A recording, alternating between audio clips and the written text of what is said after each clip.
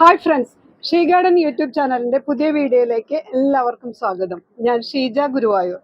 ഞാനിപ്പോൾ നിൽക്കുന്നത് Kerala state seed farm Okkal ആണ് നിൽക്കുന്നത്. ഇനി ഇൻട്രോ അധികം പറയുന്നില്ല. നമുക്ക് പ്രമുഖനായ ഒരു വ്യക്തിയെ ഈ ഫാമിൽ സാറ് തന്നെ നേരിട്ട് എല്ലാവരെയും സാറൊന്ന് പരിചയപ്പെടുത്താമോ? എൻ്റെ പേര് ഫിലിപ്പ് ജി ടി കാനാട്ട് എന്നാണ്.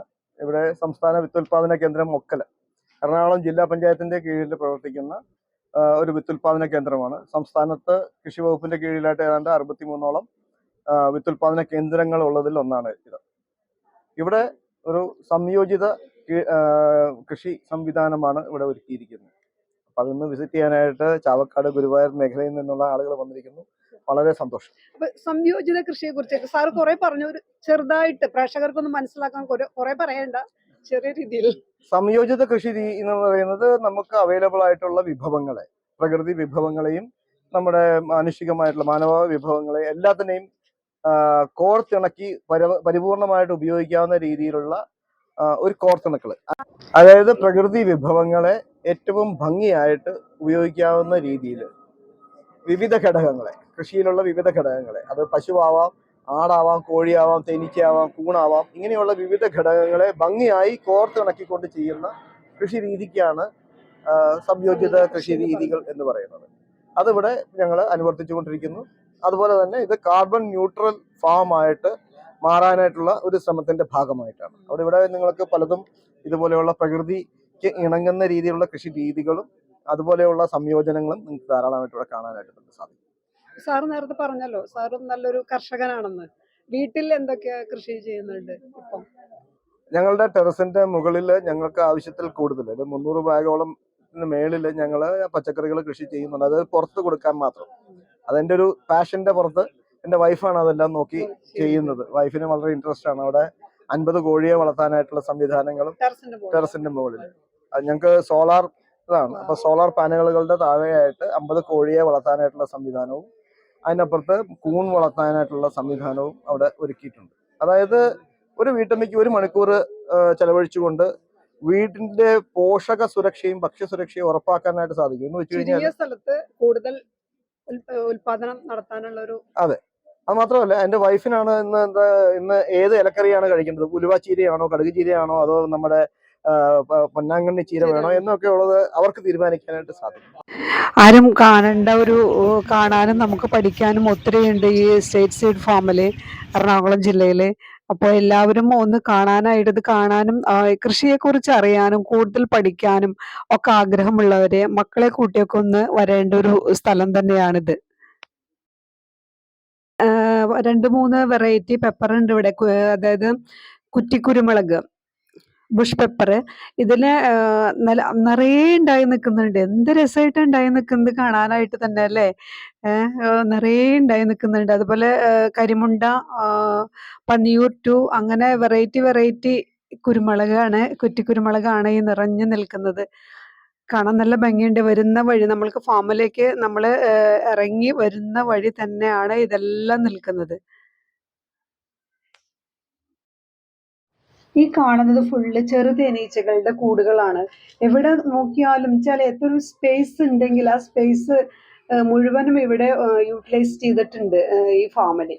ഇപ്പൊ നിറയെ എല്ലാ ചെറു തേനീച്ച പെട്ടികളിലും തേനീച്ച നിറയെ ഉണ്ടെന്ന്. ചെറു തേനീച്ചയുടെ കാര്യം ഞാൻ പറയേണ്ട ആവശ്യമില്ലല്ലോ, എല്ലാവർക്കും അറിയാം. കാരണം വെച്ചാൽ അത്രയ്ക്കധികം നല്ല ഔഷധ മൂല്യം കൂടിയ ഒരു തേനാണ്. നല്ല വിലയും കൂടുതലാണ് ഇതിന് കിട്ടാൻ. കുറച്ച് മറ്റ് വലിയ തേനീച്ചയുടെ തേനിനെ അപേക്ഷിച്ച് കുറച്ച് തേനെ നമുക്കിതിന്ന് കിട്ടുള്ളൂ. പിന്നെ വളരെ കുറച്ച് തേനാണ് നമുക്കിതിന്ന് ശേഖരിക്കാൻ പറ്റുള്ളൂ. ഉൽപ്പാദിപ്പിക്കുന്ന തേനാണെങ്കിലോ ഉയർന്ന ഔഷധ ഗുണമുണ്ട്.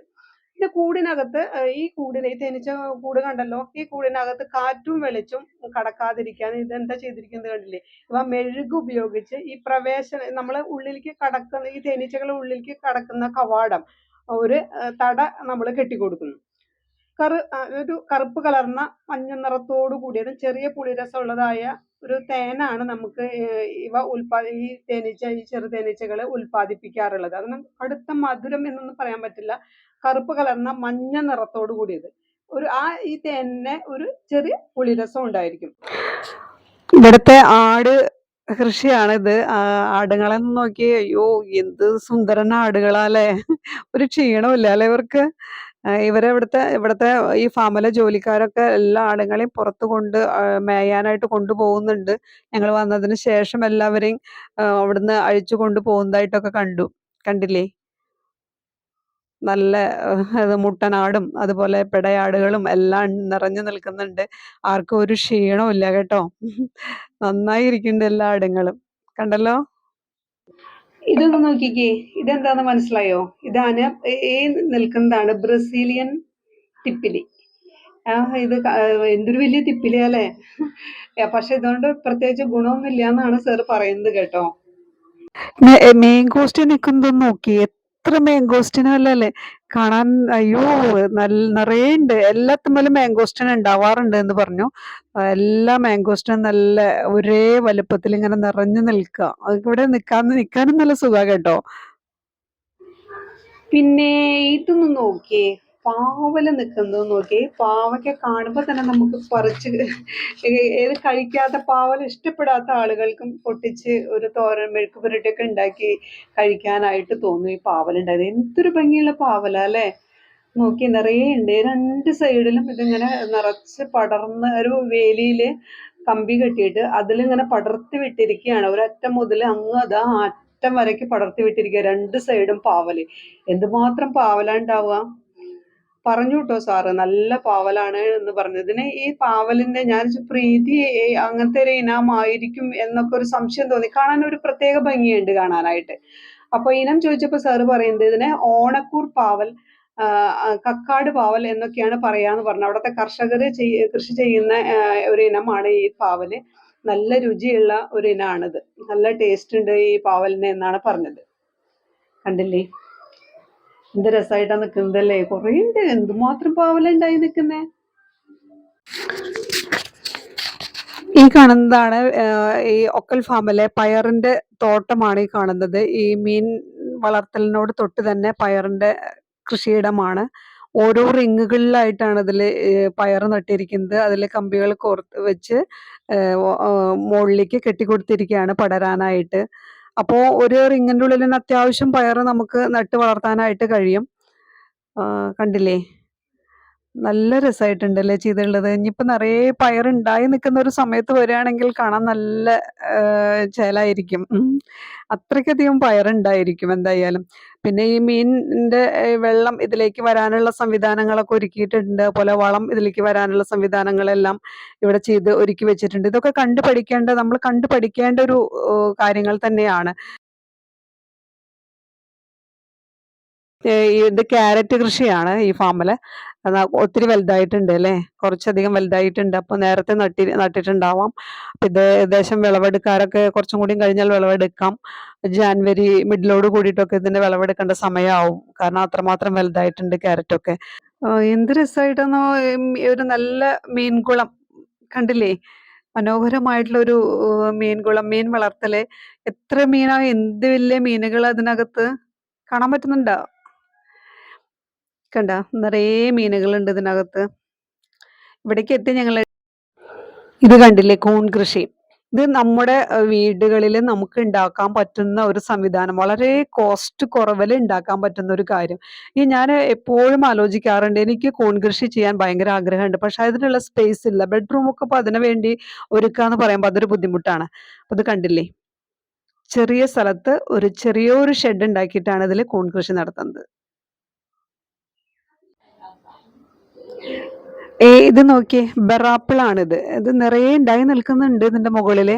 പച്ച കളറായ കാരണം കൊണ്ട് പെട്ടെന്ന് നമുക്ക് ഇതാണ്ട് കണ്ടുപിടിക്കാൻ പറ്റില്ല. അതാണ് നിറയെ ഇലകളുടെ ഇടയിൽ പച്ച പഴങ്ങളായിട്ടാണ് നിൽക്കുന്നത്. ബെറാപ്പിൾ ഇറങ്ങിയ വശം തന്നെ എല്ലാവരുടെ വീട്ടിലും വാങ്ങിച്ചു വെച്ചിട്ടുണ്ടാവും. അത് കാരണം എല്ലാവർക്കും അറിയാം. ഞാനും ഒരെണ്ണം വാങ്ങി വെച്ചിട്ടുണ്ട്. പഴം ഉണ്ടാവാറുണ്ട്. അപ്പോൾ ഇതിന്റെ പഴം ബെറാപ്പിൾ എന്ന് പറഞ്ഞാൽ അറിയാലോ, എലന്തപ്പഴം എന്നും ഇതിന് പറയും. എന്ന് പറയുന്നത് പ്രകൃതിയിൽ തന്നെ ലഭ്യമായിട്ടുള്ള ഏറ്റവും ഭംഗിയേറിയ അല്ലെങ്കിൽ ഏറ്റവും ഉപകാരപ്രദമായിട്ടുള്ള ഒരു കമ്പോസ്റ്റുകളിൽ ഒന്നാണ്. മണ്ണരയ്ക്കുള്ള പ്രത്യേകത, മണ്ണര കരിയിലകളോ ഉണക്കിലകളോ അല്ല കഴിക്കുന്നത്. അത് സെക്കൻഡറി ഡികമ്പോസേഴ്സ് എന്ന് പറയും. അതായത് രണ്ടാം ഘട്ടത്തിൽ മാത്രം അതിന് തിന്നാൻ പറ്റും. ആദ്യ ഘട്ടത്തിൽ പ്രവർത്തിക്കേണ്ടത് സൂക്ഷ്മജീവികളാണ്. അതുകൊണ്ട് നമ്മുടെ കമ്പോസ്റ്റ് ചെയ്യുന്ന മെറ്റീരിയൽ അത് ജൈവാംശമുള്ള എന്തായിക്കോട്ടെ, കരിയിലകളായിക്കോട്ടെ, വാഴപ്പോള ആയിക്കോട്ടെ, ഇത് പയറിൻ്റെ തൊണ്ട്, പാവലിൻ്റെ വിത്തെടുത്തതിന് ശേഷം ബാക്കി വന്നിരിക്കുന്ന അവശിഷ്ടങ്ങൾ, ഇതെല്ലാം നമ്മൾ ചാണക സ്ലറിയോ മറ്റ് സ്ലറികളോ ഒഴിച്ച് ഇവനെ അല്പം ഒന്ന് ദഹിപ്പിക്കും. അങ്ങനെ അഴുകി തുടങ്ങിയ സാധനങ്ങൾ ഇട്ട് കൊടുത്തു കഴിഞ്ഞാൽ മണ്ണിര അത് വളരെ പെട്ടെന്ന് തന്നെ അതിനെ കൺവേർട്ട് ചെയ്യുകയും ചെയ്യും. ഇതിനെ മണ്ണിരയെ അപ്പുറത്ത് വേറൊരു കുഴിയിൽ ഞങ്ങൾ ചെയ്യുന്നത് പച്ച ചാണകത്തിൻ്റെ ബെഡിനകത്ത് മണ്ണിരയും മണ്ണിരയുടെ കമ്പോസ്റ്റും, അതിനകത്ത് അതിൻ്റെ കുരുപ്പുകൾ ധാരാളം കാണും, കമ്പോസ്റ്റ് വിട്ട് അല്പം അഴുകി തുടങ്ങിയ സാധനങ്ങൾ മൂടിയിട്ട് അതിൻ്റെ മുകളിൽ മറ്റേ നനഞ്ഞ ചാക്കിട്ട് വെക്കും. ഒരു 2 ആഴ്ച 3 ആഴ്ച കഴിയുമ്പോഴേക്കും അതിൽ മണ്ണിര ധാരാളമായിട്ട് പെരുകി വിട്ടുണ്ടാവും. അതിന് സാവധാനം നമ്മൾ ഈ അഴുകി തുടങ്ങിയ കമ്പോസ്റ്റ് അതിനെ ഫീഡ് ചെയ്യുന്നു.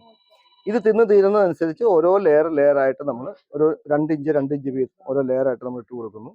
അത് നിറഞ്ഞു കഴിഞ്ഞാൽ വീണ്ടും അടുത്ത ടാങ്കിലേക്ക് ഞങ്ങൾ ബെഡ് ഉണ്ടാക്കി അതിലേക്ക് മാറുന്നു. പിന്നെ ഈ കമ്പോസ്റ്റ് കൊടുക്കുന്നത് അങ്ങോട്ടായിരിക്കും.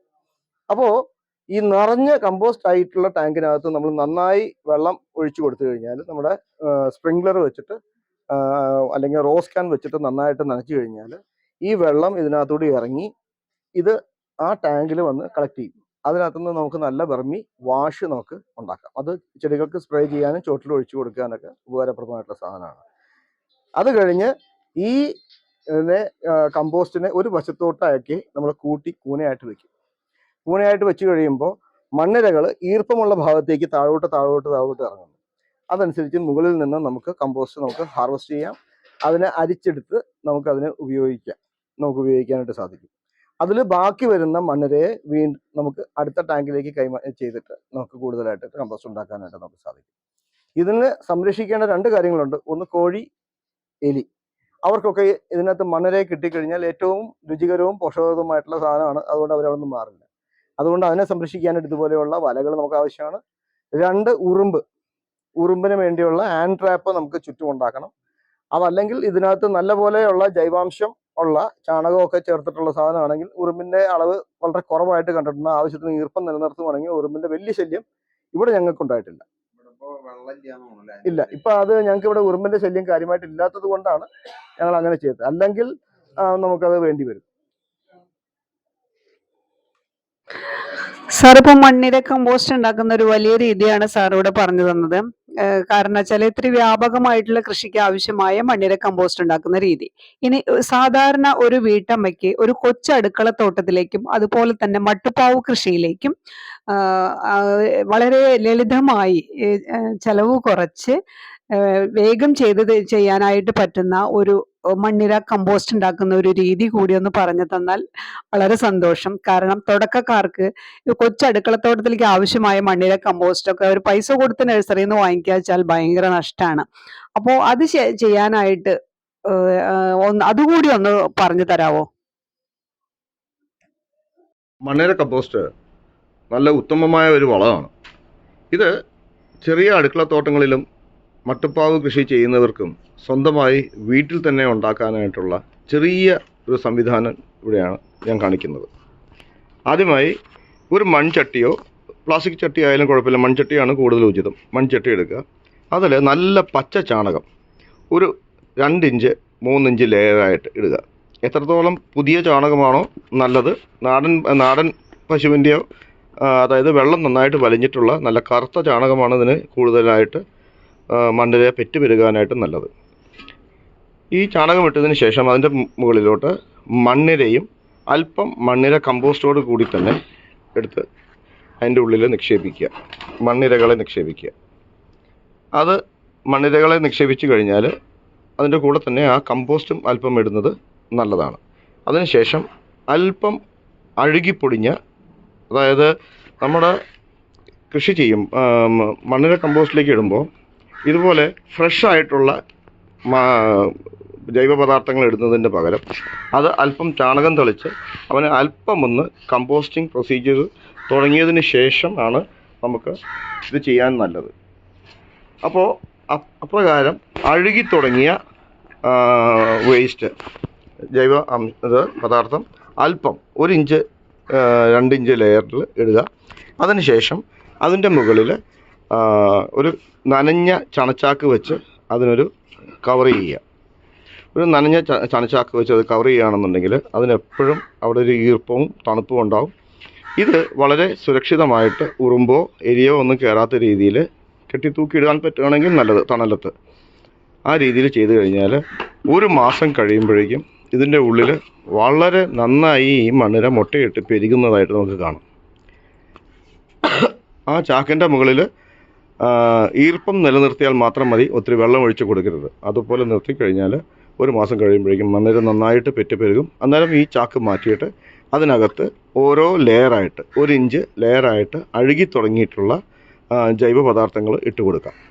ഈ അഴുകി തുടങ്ങിയെന്ന് റീ കമ്പോസ്റ്റിംഗ് ചെയ്യുന്നത് ഈ പെട്ടെന്ന് തന്നെ അവനെ മണ്ണിരയ്ക്ക് ഭക്ഷണം ആയിട്ട് സ്വീകരിക്കാനായിട്ട് സാധിക്കുന്നതുകൊണ്ടാണ്. ഇപ്രകാരം സ്വന്തമായിട്ട് നമുക്ക് മണ്ണിര ഉണ്ടാക്കാം. അതുപോലെ തന്നെ ഈ മണ്ണിരയുടെ ഈ ചട്ടി നിറഞ്ഞു കഴിയുമ്പോൾ അതിൽ നന്നായി വെള്ളം തളിച്ചു കൊടുത്ത് അടിയിലൂടെ ഊറി വരുന്ന ആ ദ്രാവകം നമുക്ക് വെർമി വാഷായിട്ട് ചെടികളിൽ തളിക്കാനായിട്ടും നമുക്ക് ഉപയോഗിക്കാം. Thank you. അപ്പൊ നമ്മുടെ ഇന്നത്തെ വീഡിയോ ഇവിടെ വൈൻഡപ്പ് ചെയ്യാൻ പോവാണ്. ഫിലിപ്പ് സാറിന്റെ നമ്മൾ മണ്ണിര കമ്പോസ്റ്റ് ഉണ്ടാക്കുന്ന വിധം, അതുപോലെ തന്നെ സംയോജിത കൃഷിയുടെ കൂടുതൽ വിശദ വിവരങ്ങൾ എല്ലാം സാറ് നമുക്ക് വ്യക്തമായി തന്നെ പറഞ്ഞ് മനസ്സിലാക്കി. എല്ലാവർക്കും വീഡിയോ ഇഷ്ടമായിട്ടുണ്ടാവും എന്ന് വിചാരിക്കുന്നു. അടുത്തൊരു വീഡിയോയുമായി ഞാൻ ഉടനെ തിരിച്ചു വരും. അതുവരേക്കും ടാറ്റാ.